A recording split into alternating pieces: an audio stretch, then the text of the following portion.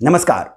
श्रीमती द्रौपदी मुर्मू का राष्ट्रपति बनना आधुनिक भारत के लिए एक बहुत बड़ी घटना है।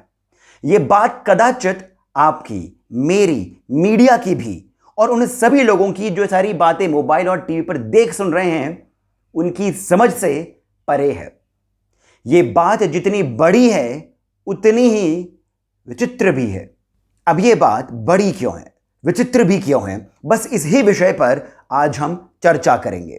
और बात करना आवश्यक भी है क्योंकि हमें श्रीमती द्रौपदी मुर्मू जिस समाज से आती हैं उसके इतिहास का कुछ पता ही नहीं है।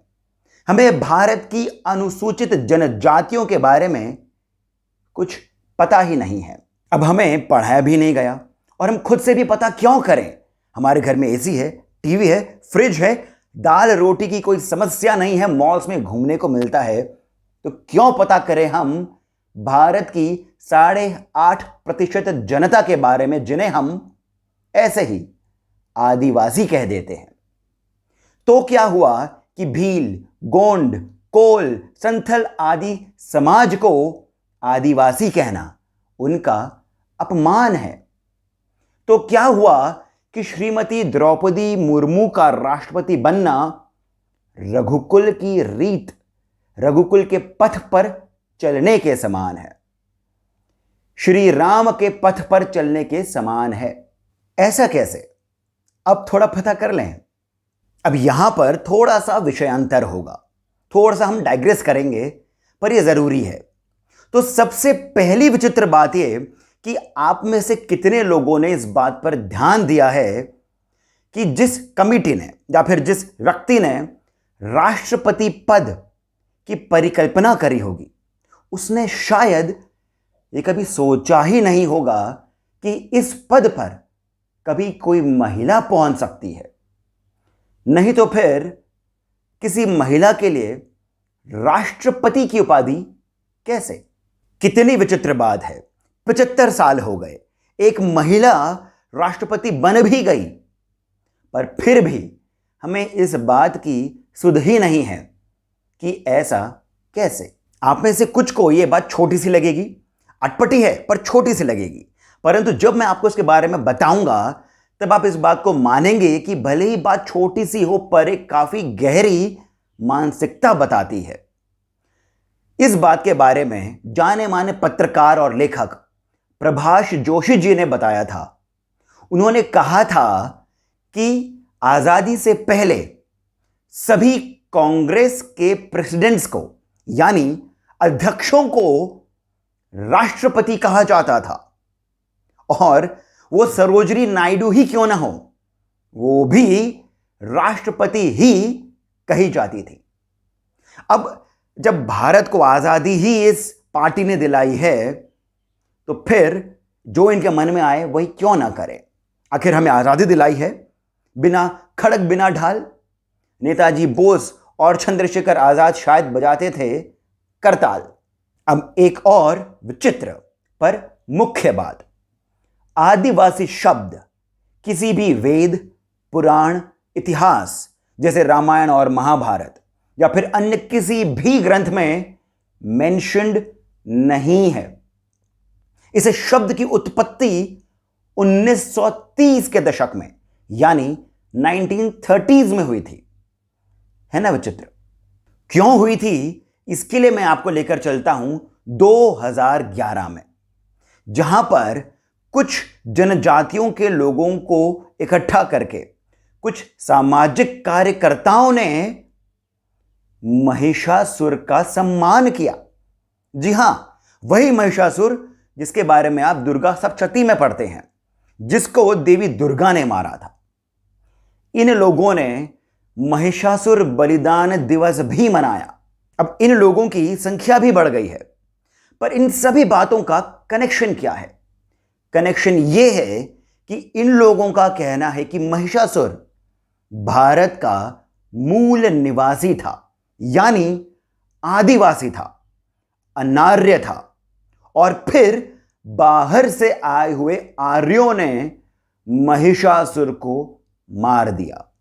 बाहर से आए हुए देवताओं ने महिषासुर को मार दिया। ये आर्यन इन्वेजन थ्योरी है जो अंग्रेज भारत पर थोपना चाहते थे।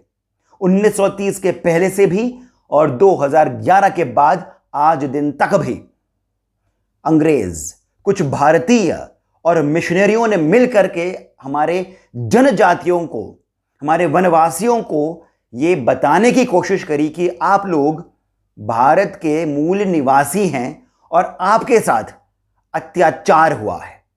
और यहीं से उत्पत्ति हुई है आदिवासी शब्द की।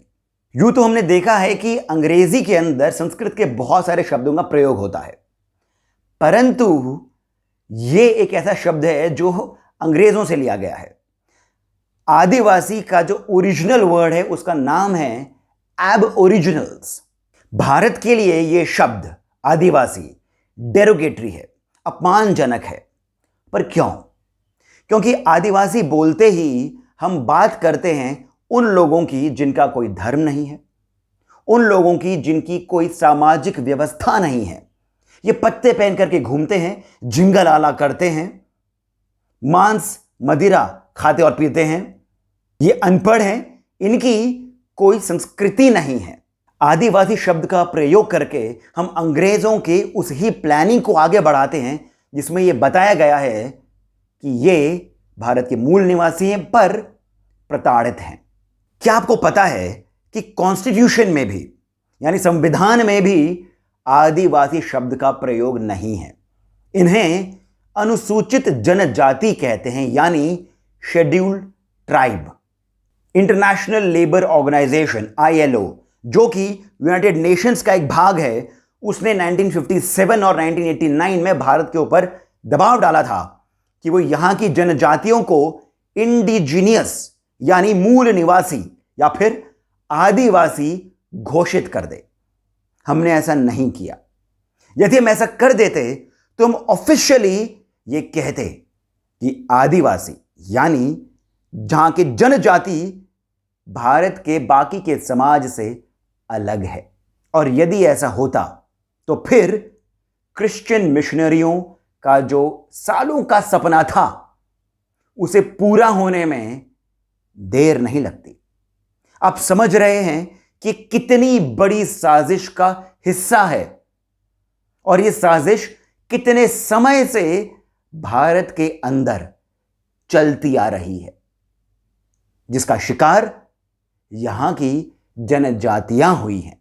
अब एक और विचित्र पर महत्वपूर्ण बात, आप में से कितनों ने क्रिमिनल ट्राइब्स एक्ट 1871 के बारे में सुना है?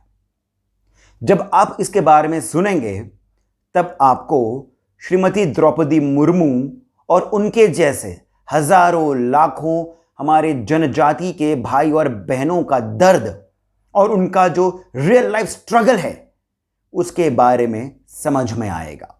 1871 से 1947 तक करीब 1,25,00,000 भारतीयों को, जो कि आते थे करीब 130 जनजातियों से, उन सभी को इतने लंबे समय तक हैबिचुअल ऑफेंडर्स का दर्जा दिया गया।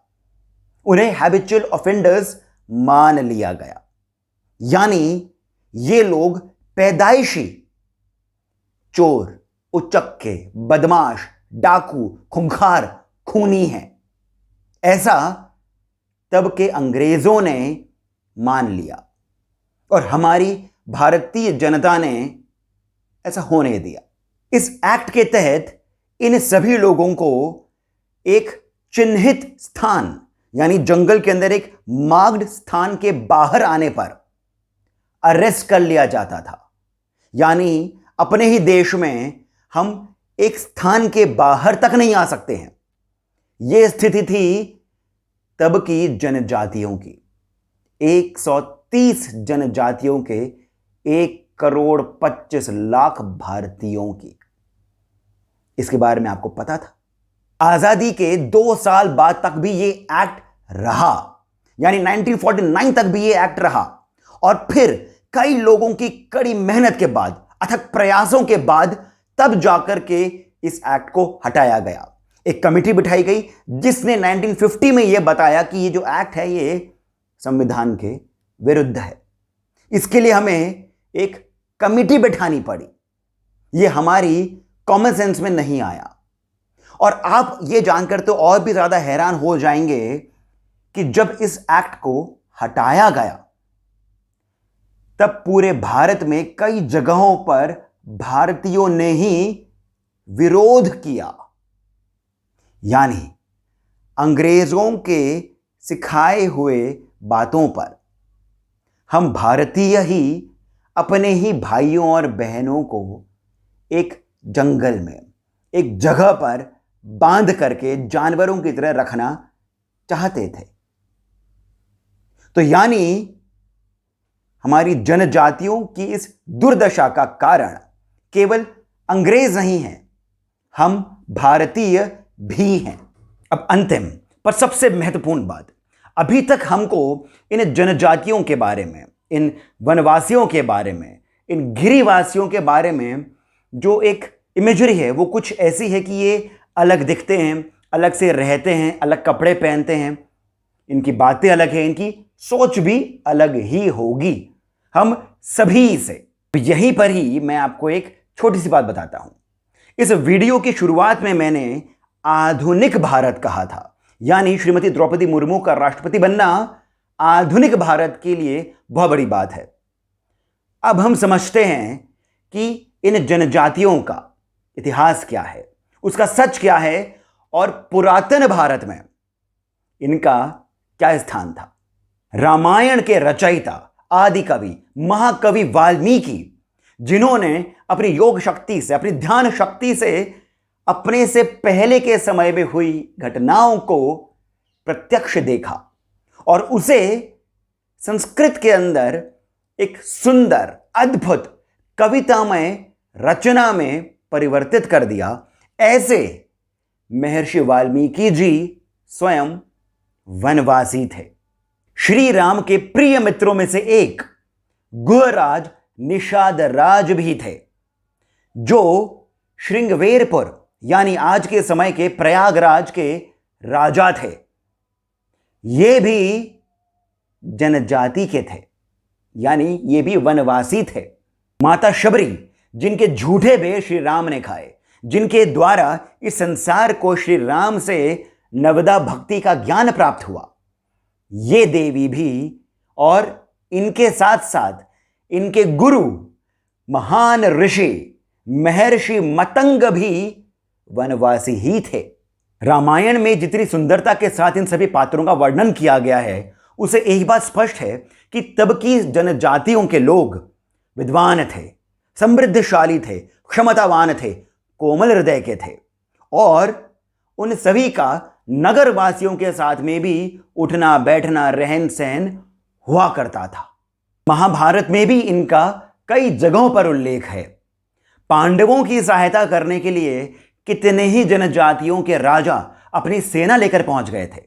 महादेव का किराट अवतार, जिसने अर्जुन को गांडीव धनुष प्रदान किया था, वो भी तो वनवासी का ही रूप था। और आज भी महादेव की इसी अवतार की कई जगहों पर पूजा करी जाती है। मणिपुर की चित्रांगदा हो या फिर कर्ण और दुर्योधन का मान भंग करने वाले वो शूरवीर, इतिहास में इन सभी जनजातियों का ना केवल नाम है बल्कि एक सम्मानित स्थान और महत्वपूर्ण भूमिका भी है। महाराणा प्रताप को मेवाड़ जिताने में राणा पुंजा भील का योगदान हो या फिर स्वयं गोंडवाना की महारानी रानी दुर्गावती हो, वो 1632 और 1643 का भील और गोंड का मुगलों के विरुद्ध युद्ध हो या फिर छत्रपति शिवाजी महाराज की सेना में तमिलनाडु के नारी कुरुवर समाज की सेना हो, इन्हीं जनजातियों ने हजारों वर्षों से भारत की और सनातन की रक्षा करी है। 1857 यानी 1857 की क्रांति सभी को याद है, पर उससे 2 साल पहले हुए 1855 में मुर्मू बंधुओं की अगुवाई में अंग्रेजों के खिलाफ जो विद्रोह हुआ वो किसी को याद नहीं। मुर्मू बंधुओं की अगुवाई में हुआ यह संथाल विद्रोह झारखंड, बिहार होता हुआ पश्चिम बंगाल तक पहुंच गया था, पर किसी को इसके बारे में ध्यान नहीं, किसी को याद नहीं।